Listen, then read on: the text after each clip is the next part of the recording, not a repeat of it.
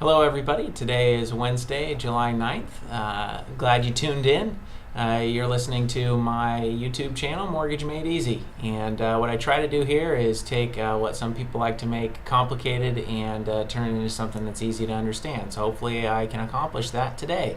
With a subject that some people do like to make very complicated, and that's the reverse mortgage program. Today we're going to talk a little bit about what makes this program so safe. Because when I talk to seniors and their families, I always make comment that the loan program isn't what you remember it to be, and it's much safer than it used to be.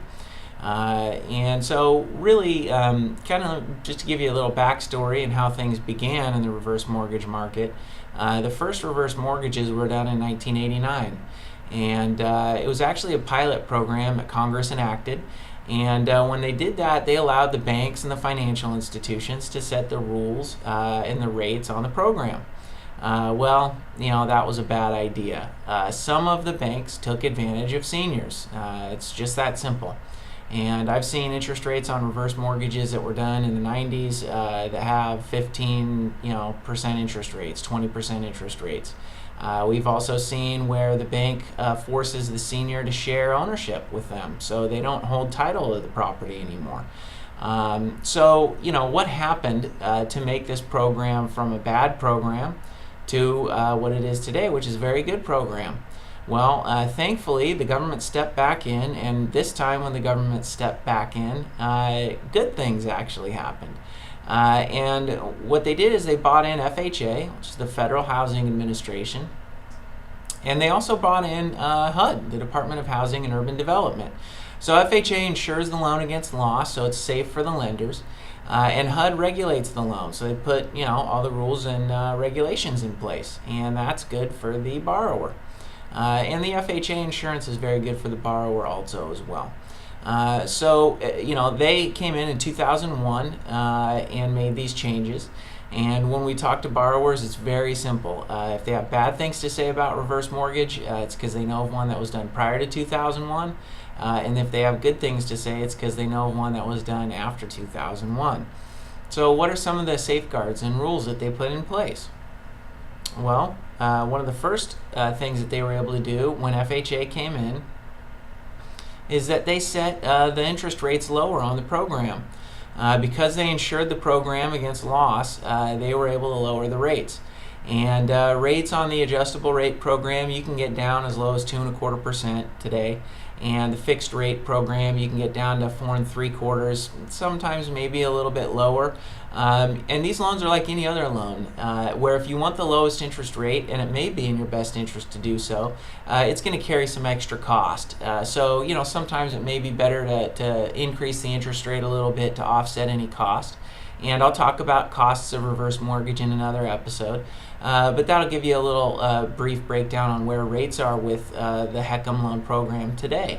And you could choose the adjustable rate or the fixed rate, and we'll get into that also at a later time. Another thing that they were able to do when they brought in HUD is they said that title is to remain in the senior's name. So that means that there can be no equity sharing with the bank or anything like that. So any future appreciation or equity growth in your property will go to your heirs. It goes to your children, your church, or your charity. So title remains 100% in the senior's name. Nobody takes title, okay? So that's a common misconception when I talk to people. They think that they won't own their property anymore. Well, that's absolutely incorrect. And another thing that they were able to do is they said you can't charge any junk fees. So all the costs associated with reverse mortgage, it's fully regulated by the federal government and these regulatory agencies. So you won't see the standard broker administration or processing fee that you would on normal forward mortgages. And that's a very good thing, because sometimes, obviously, people like to overcharge for loans. People in my business like to overcharge. What can I say? So those are guaranteed to be kept in check, which is very good. So you could see that some of the safeguards that they put in place here are very good. They've made changes to the program that in my estimation aren't good. For instance, they continue to lower the principal amount that you can get out of the home. And that's something that we could talk to you individually about. It always changes, so I'm not going to quote anything here, but they constantly reduce the benefits for the seniors. So that was just a little brief primer on the reverse mortgage and how it's safe. And really, kind of the bottom line, the thing, when I talk to people about reverse mortgage, this loan it is there to help seniors. It's not, there to necessarily benefit the lenders.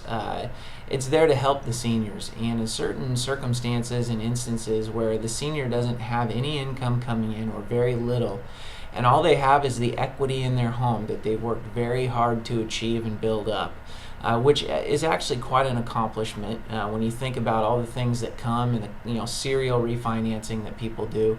It's a way for you to access the equity in your home and utilize that money, especially if you really, really need it. Other people do the loan just because they want to get access to the money, which is fine. But it's a safe loan. The federal government has stepped in to protect seniors.